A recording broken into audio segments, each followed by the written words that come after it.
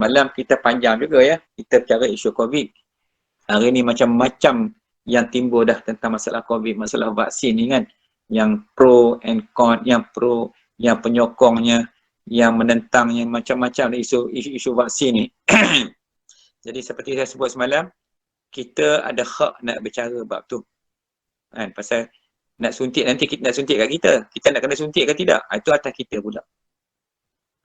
Jadi kita kenal dulu. Semalam kita dah bincang dari segi macam mana yang disebut oleh Nabi sendiri tentang masalah berubat dengan benda-benda yang haram ni. Boleh atau tak boleh? Itu pula lah pada tuan-tuan dan puan, kita dah bincang. Kalau rasa nak suntik juga, suntiklah. Kalau rasa nak tawakal kepada Allah pun tawakal, tak ada masalah apa. Kan?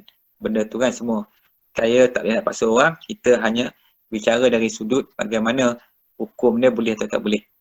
Okey, baik. So, jadi malam ni kita ke tajuk sambung iaitu tentang niat. Apabila seseorang yang ingin menjadi perawat, nak tolong orang lah.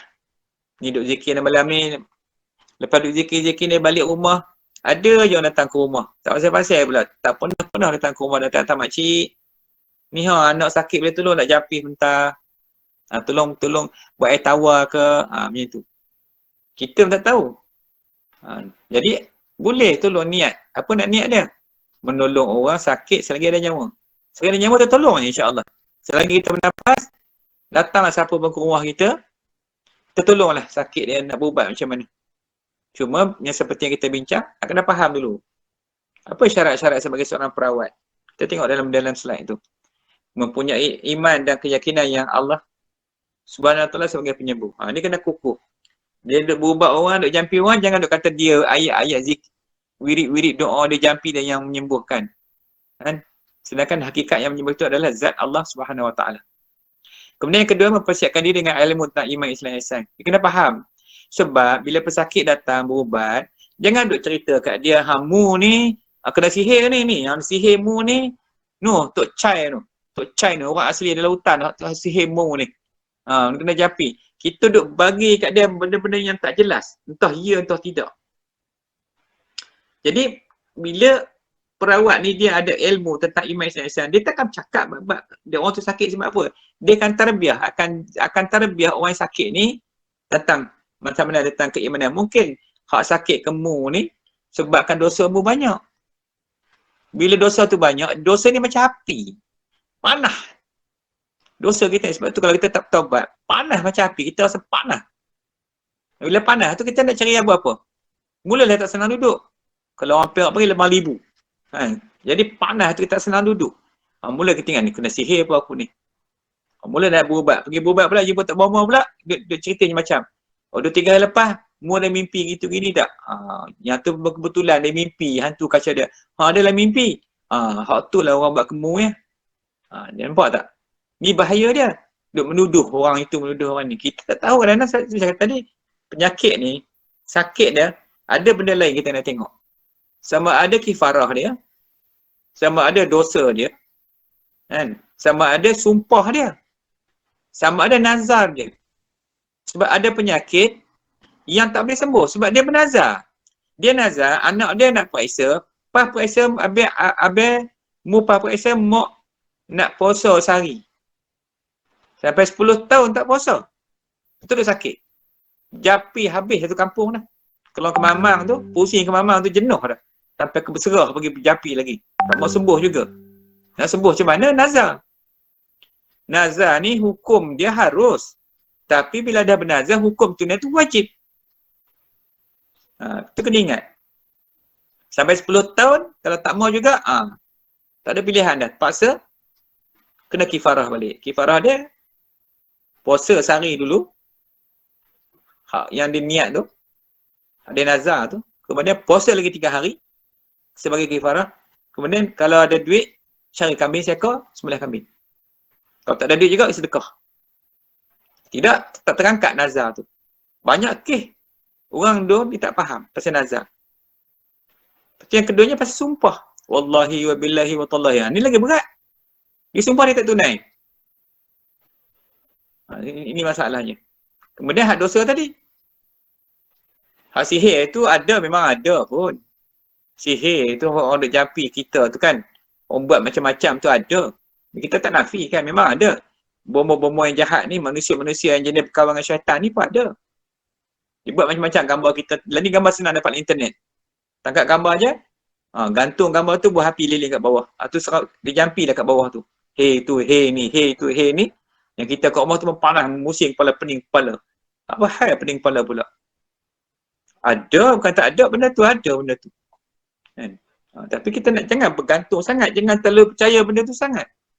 Ni sebab tu perlunya seorang yang nak jadi perawat, dia kena faham ilmu-ilmu macam ni. Kalau dia pandai jampi, hak dia tak reti, dia nak nasihat orang macam mana? Sebab perawat ni dia kena nasihat benda agama.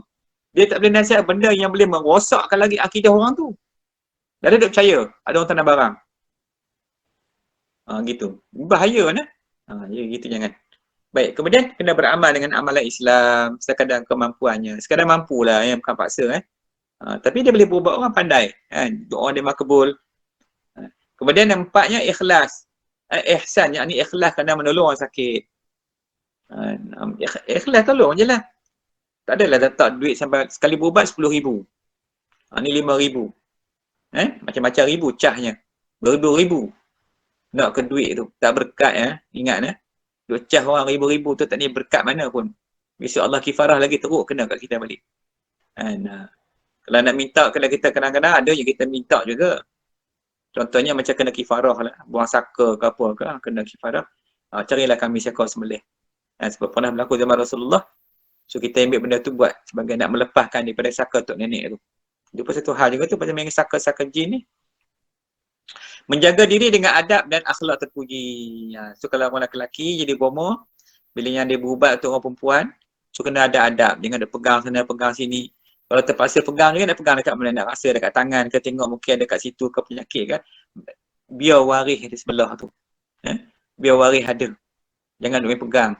Sebenarnya bila kita berubat orang, terutama bomoh orang lelaki, perawat lelaki ni, dia punya advantage. Nak buat macam-macam kat pesakit dia.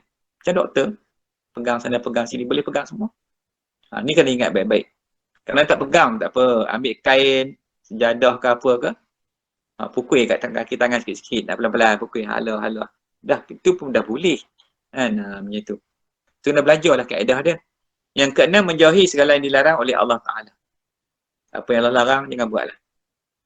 Ni duk berubat orang. Sebelum berubat, dia letak atas kepala dia, dia menyanyi. Lalak terlolong. Menyanyi lagu tu, lagu ini dia buat maksiat. Kemudian nak berubat orang lagi. Ni tak ada adab dipanggil, tak boleh. Sebagai perawat ni, biar perawat betul-betul lah, jadi perawat mukmin betul. Kemudian makanan dia kena jagalah. Halalan thayyibah, tak payahlah pergi fast food tu, hak banyak tu. Macam-macam ada. Melantak ayam sana, ayam sini kan. Orang tengok apa ni kan, dia duk jampi orang, berubat orang. Jaga baik-baik. Banyak kalau bila dah jadi perawat ni kena jaga adab. Adab tu penting.